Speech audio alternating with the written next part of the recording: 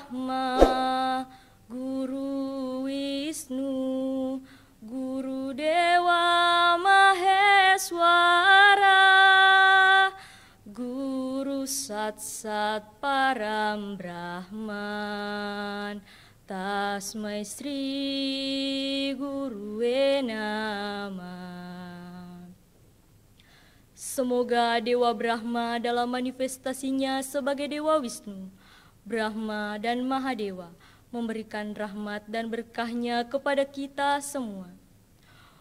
Om Awignam Astu Namo Sidam, Om Anubhadra Krata Wayantu Wiswata. Semoga pikiran yang jernih datang dari segala penjuru. Semoga tidak ada halangan yang merintanya. Yang terhormat Bapak Ibu Dewan Juri, serta umat sedharma yang sama berbahagia. Sebelumnya saya menyampaikan Astungkara Panganjali.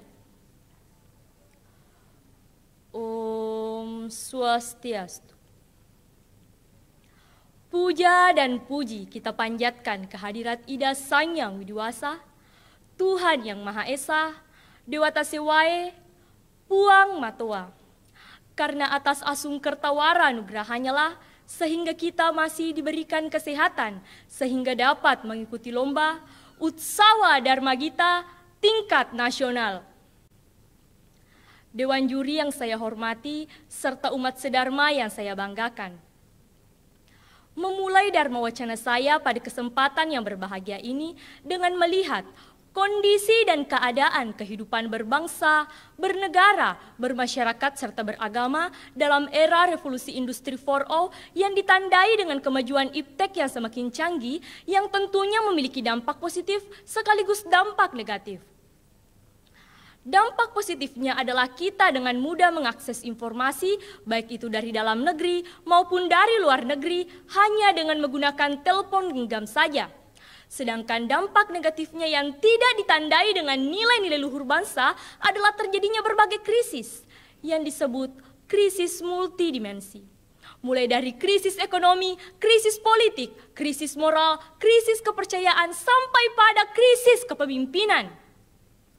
Kisah memilukan hampir setiap hari terdengar di pelosok negeri ini yang diberitakan di media elektronik dan media sosial seperti kasus korupsi, kolusi, nepotisme, pencucian uang, pandemi COVID-19, hinaan, cibiran, ujaran kebencian yang dapat merusak tatanan moral sampai pada keutuhan NKRI. Kita akui, salah satu penyebab terjadinya hal tersebut adalah krisis kepemimpinan. Maka senada dengan hal memilukan di atas, saya pada kesempatan yang berbahagia ini akan membawakan sebuah Dharma Wacana dengan tema Ajaran Kepemimpinan Hindu yang Universal. Dewan juri yang saya hormati, serta umat sedharma yang saya banggakan. Kita ketahui bahwa agama kita adalah agama yang sangat universal, yang sangat kaya dan syarat akan ajaran kesucian, dan sangat peka terhadap nilai universalitas kemanusiaan. Olehnya itu, saatnya kita sebagai generasi muda Hindu untuk bangkit dan jangan berpangku tangan melihat keadaan negeri ini yang semakin terpuruk oleh oknum-oknum pejabat yang tidak bertanggung jawab atas keterpurukan yang terjadi di negeri ini.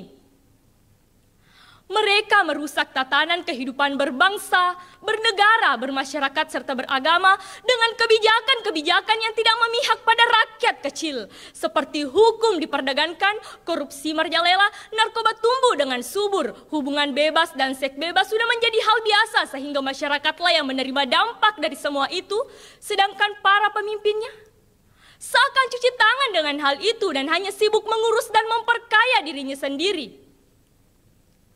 Meskipun pada dasarnya masih ada para pemimpin kita yang berjalan pada garis lurus, namun karena arus mereka ada dalam lingkaran, maka mau tak mau mereka harus ikut terlibat di dalamnya. Selain itu, sekarang ini kita semua sedang diperhadapkan pada pandemi global yang tengah menyerang negeri ini. Seperti apa yang kita lihat dan dengar sekarang ini, di mana pandemi ini telah menyerang hampir seluruh pelosok negeri ini, bahkan telah memakan banyak korban jiwa. Apakah ini sebuah kutukan yang diturunkan Tuhan dalam bentuk teguran kepada para pemimpin kita yang tidak bertanggung jawab?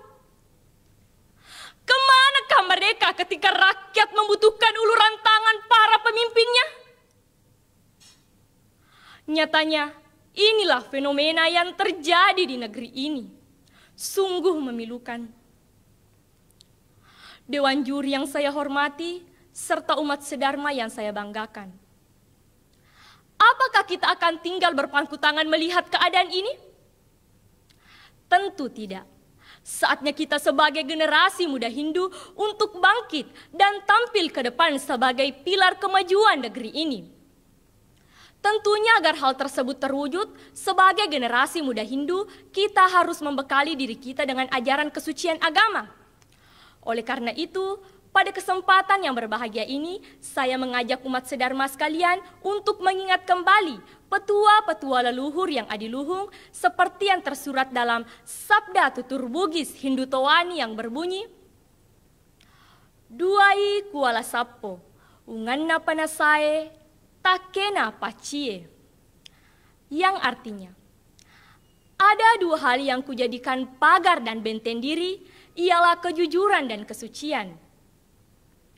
Umat sedharma yang berbahagia, seorang pemimpin harus membentengi dirinya dengan kejujuran dan kesucian agar dapat menghindarkan dirinya dari bahaya serta perilaku negatif seperti korupsi, kolusi, dan nepotisme.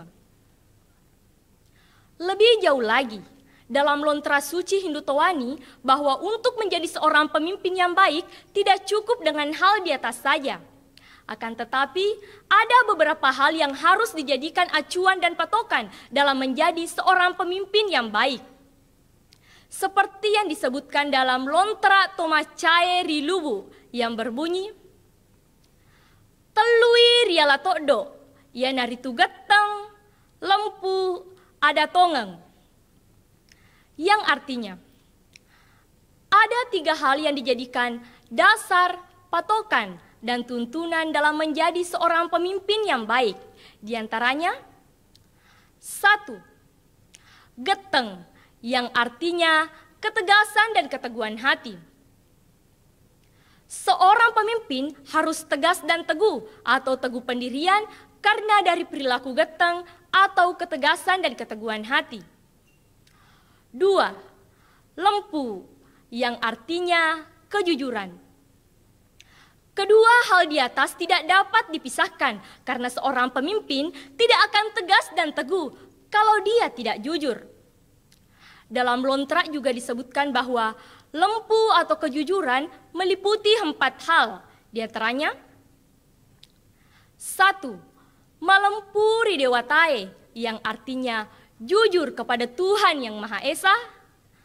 2. Malempuri watakalewe, yang artinya jujur kepada diri sendiri. 3. Malempuri pada tak rupa tahu, yang artinya jujur kepada sesama manusia. Dan yang keempat, malempuri sewa-sewae, yang artinya jujur kepada semua unsur-unsur alam. Jadi, lempu atau kejujuran merupakan hal mutlak yang harus dimiliki oleh seorang pemimpin yang baik. 3. Ada tongeng, yang artinya kata benar. Maksudnya, seorang pemimpin harus pandai atau maca, bukan saja pandai dalam berbicara, tapi apa yang dia bicarakan merupakan suatu kebenaran, bukan kebohongan. Seperti apa yang saya kutip dalam lagu Bua Tasandra Mua, sebuah sabda tutur Bugis yang berbunyi, Ula wengi mamako salah kai mate gina sitina ja tonga pinari puada rekwata pasatorio lota buata sandramu mau mali rape mua. Yang artinya, seorang pemimpin harus selalu berkata benar dan berperilaku benar. Dan jika petua leluhur ini kita lakukan dengan baik, maka walaupun dapat bencana, maka akan selamat. Karena Tuhan selalu melindungi yang benar. Jadi, ketiga hal di atas merupakan pilar utama yang harus menjadi pondasi untuk menjadi seorang pemimpin yang baik. Dewan juri yang saya hormati, serta umat sedharma yang saya banggakan. Dalam Kekawin Ramayana, bab 1 sloka 3 disebutkan, Gunamanta Sandasarata, Wuru Siraring Weda, Baktirin Dewa, Turmalupem Pitra Puja, Masita Sireng, Swagotra Kabe. Yang artinya, sangat bijaksanalah beliau Sandasarata. Beliau tahu tentang ilmu pengetahuan suci Weda, bakti kepada para dewa, serta tidak pernah lupa pemujaan terhadap leluhur. Begitu pula kasih kepada semua makhluk dan keluarganya. Dalam syair tersebut jelas menggambarkan bahwa untuk menjadi seorang pemimpin yang ideal, maka ia haruslah orang yang gunaman. Maksudnya, orang yang memiliki kepribadian yang mulia, seperti memiliki wawasan yang luas, memahami ilmu politik, ketatanegaraan dan ilmu kepemimpinan, bakti kepada para dewa, leluhur, serta sifat penuh kasih kepada semua makhluk. Kepemimpinan dalam agama Hindu lebih jelas lagi disabdakan dalam kitab Bhagavad Gita. Seperti apa yang saya ketahui bahwa kitab Bhagavad Gita merupakan sebuah kitab suci yang sudah menjadi pedoman bagi para pemimpin besar dunia sejak beribu-ribu tahun yang lalu. Tokoh-tokoh besar dunia di zaman modern seperti Soekarno, Yesten, dan Mahatma Gandhi mengakui betapa berharganya kitab Bhagavad Gita bagi kehidupan mereka. Bhagavad Gita memberikan penerangan bagi para pemimpin dunia dalam menjalankan kepemimpinannya. Seperti yang disebutkan dalam kitab Bhagavad Gita bab 4 sloka 2 yang berbunyi, ilmu pengetahuan yang paling utama diterima dengan cara sedemikian rupa, melalui rangkaian garis guru-guru kerohanian dan para raja yang suci, mengerti ilmu pengetahuan tersebut dengan cara seperti itu.